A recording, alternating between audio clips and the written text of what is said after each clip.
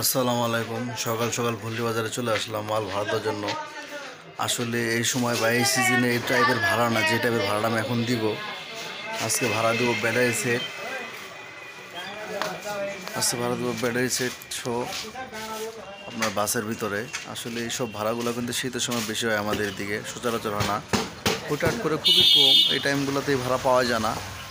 আমি যে মালগুলো দিচ্ছি, একটা ব্যাটারি সেট আছে 40-76 কভারওয়ালা। তার যেহেতু গাড়ির ভিতরে অনেক পাড়াপাড়ি করে।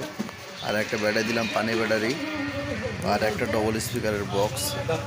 এটার ভিতরে ক্রস ওভার করা নাই।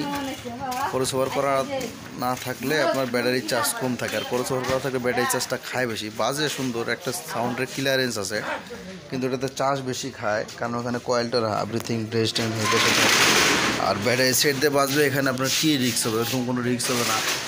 এই দোকান করতে গেলে ভাই সব ধরনের মালের ভাইল রাখতে হয়, কারণ কোন সময় কোন মালে ভাড়া আসবে বলা যাবে না। শুধু 18 ইঞ্চি সাপ এই সেট আপগুলো রাখে দিলে সবসময় বিয়ে বাড়ি পিকনিকের ভাড়ায় যে পাবো এমন কোনো কথা না। অনেক সময় ছোটোখাটো ভাড়াতে মজা বেশি।